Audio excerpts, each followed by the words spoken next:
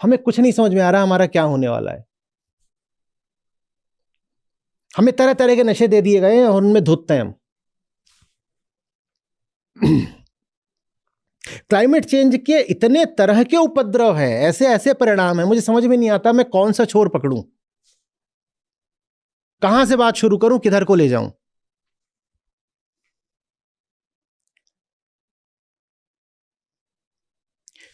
सूखने से पहले बाढ़ आएगी, क्योंकि जब ग्लेशियर पिघलेगा तो पहले पहल क्या आती है, तो पहले तो बाढ़ आएगी।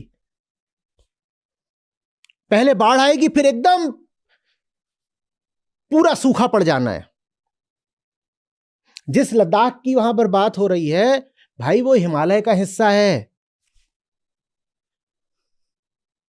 जब ग्लेशियर पिघलेगा तो पहले पहल क्या होगा, भारत की 150 करोड़ की आबादी में से आधी से ज्यादा जो हिमालयन रिवर्स हैं उन पर आश्रित है, पूरा उत्तर भारत। और ज्यादातर उत्तर भारत की नदियां हिमालय से ही अपना पानी पाती हैं। जब इतनी तेजी से ग्लेशियर पिघलेगा तो बाढ़ आएगी और उसके बाद कुछ नहीं। अपनी नदियां देखने को तरस जाओगे, नदियां नहीं है। और ये बहुत आगे की हम बात नहीं कर रहे हैं, ये बात हम अभी की कर रहे हैं। ये सब कुछ अगले कुछ सालों में, कुछ दशकों में होने जा रहा है। लद्दाख में ग्लेशियर्स के पिघलने के कारण जो वहां के की झीलें हैं और तालाब हैं वो खतरनाक स्तर तक भर गए हैं। जब उतना भर जाते हैं तो फटते हैं, और जब फटते हैं तो निचले इलाकों में बाढ़ आती है। वैसे ही कुछ हुआ था कुछ साल पहले, कितने साल पहले आप देख लीजिएगा, कि वहां पर एक भारी झील भर गई थी। तो इन्होंने, सोनम वांगचुक ने कहा कि एक दूसरे तरीके से इसमें साइफनिंग कर देते हैं पानी की। सरकार मानी नहीं, सरकार ने उसमें ब्लास्ट कर दिया, नीचे खूब तबाही आई, फसलें उड़ गईं, पुल उड़ गए, जान माल हर तरह की तबाही हुई। फिर बाद में सिक्किम में वैसी स्थिति आई तो इनको बुलाया गया, उनको कहा गया कि आप जिस साइफनिंग की बात कर रहे हो कर दीजिए ताकि जल स्तर थोड़ा कम हो जाए तो बच जाएं हम।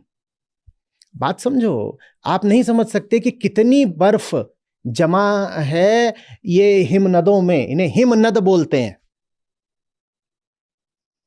कि एक नदी में कुल जितना पानी हो सकता है उतना पानी एक ग्लेशियर में है, हिमनद। और वो पानी जब पिघलेगा तो क्या होगा, कैसी तबाही आएगी, और पिघल रहा है।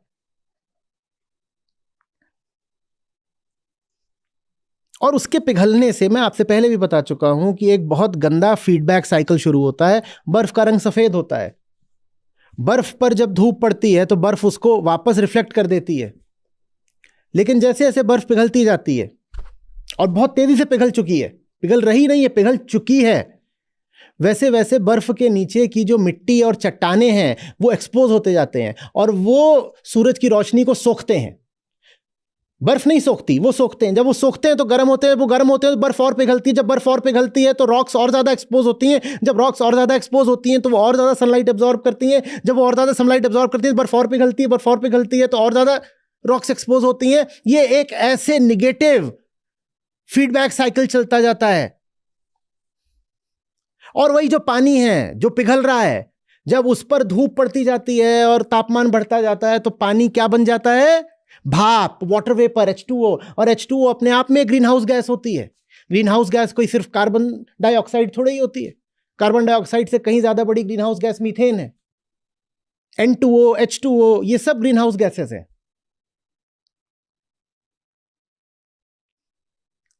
ओशंस हमारे कार्बन सिंक्स हुआ करते थे, वो अब कार्बन सिंक्स की जगह कार्बन एमिटर्स बन गए हैं, क्योंकि पानी कार्बन डाइऑक्साइड को सोखता है। लेकिन उनका तापमान इतना बढ़ गया है कि अब वो कार्बन एमिटर्स होते जा रहे हैं। Acidification of oceans.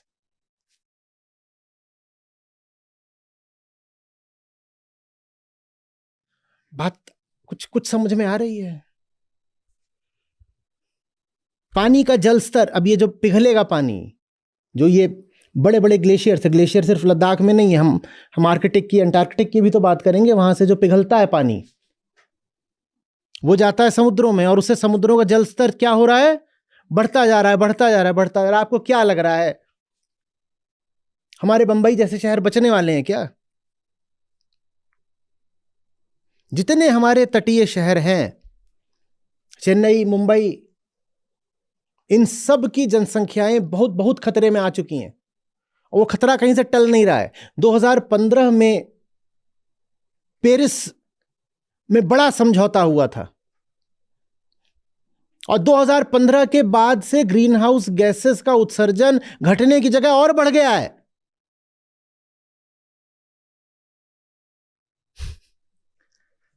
हाँ, जिस गति से पहले बढ़ रहा था उस गति से नहीं बढ़ रहा है, लेकिन कम नहीं हो रहा और बढ़ रहा है। आप पहले ही एक बहुत खतरनाक हालत में थे, आपकी हालत और खतरनाक हो रही है। और इसको जो वैज्ञानिक हैं, क्लाइमेट साइंटिस्ट्स हैं, वो कह रहे हैं we are accelerating towards our doom. We are not just moving towards our destruction, we are accelerating towards our destruction. जो क्लाइमेट गोल्स हमने अपने लिए निर्धारित करे थे, क्लाइमेट गोल ये है कि भाई हमें रोकना है 1.5 डिग्री पर, जो एवरेज राइज इन टेम्परेचर है उसको 1.5 डिग्री पर अगर रोकना है, तो आज आप जितना एमिशन करते हो कार्बन डाइऑक्साइड का, इससे लगभग 42% कम, माने आधा करना पड़ेगा इसको 2030 तक। आपको लग रहा है कोई भी सरकार दुनिया भर में गंभीर है ये करने में? 1.5 डिग्री छोड़ दो, अगर 2 डिग्री पर भी रोकना है तो आपको 28% कम करना पड़ेगा। कम छोड़ दो तो बढ़ रहा है, माइनस में जाने की जगह तो और प्लस में जा रहा है। लेकिन आम आदमी को इससे फर्क नहीं पड़ता। आम आदमी के पास झुंझुने हैं और न जाने कहां पर मगन है, कौन से उसके पास मुद्दे हैं। देखो ना टीवी में, सोशल मीडिया में कौन से मुद्दे चल रहे हैं। उनसे क्लाइमेट चेंज की बात करो तो कहते हैं हाँ, होक्स है, होक्स। यही होंगे जो मरेंगे सबसे पहले।